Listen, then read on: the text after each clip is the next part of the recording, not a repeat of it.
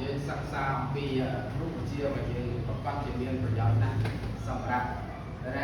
អ្នកវិទ្យាសាស្ត្រហើយនិងអ្នកអីអ្នកបច្ចេកវិទ្យាបាទយើងដឹងថា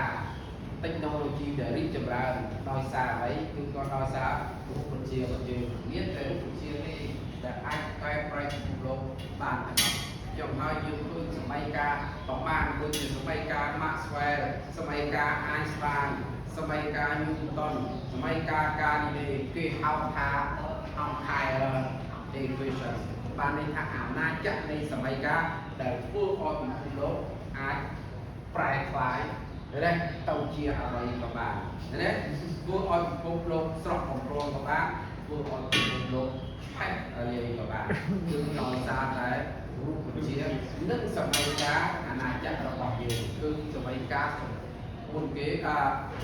សម័យកាលដែលគេខ្លាចជាងគេគឺសម័យកាល Einstein គឺស្មើនឹងអង្គសេក្រេ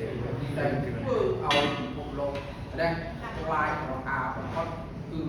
អាចយកទៅផលិតអាវុធនុយក្លេអ៊ែរដល់ប្រទេសមេរបស់យើងដែលធ្វើឲ្យឆែកទឹកឆែកដីឆែកព្រៃព្រំសាឆែកអ្វីទាំងអស់គ្មានអ្វីមកហាមបានឡើយណាបាទអញ្ចឹងបានគេខ្លាចបំផុតគឺសម័យកាលអង្គសេក្រេដូច្នេះអង្គសេក្រេត្រូវតែនៅក្នុងបេះដូងអ្នករូបវិទ្យាដែលអត់មានចោលអង្គសេក្រេបាទ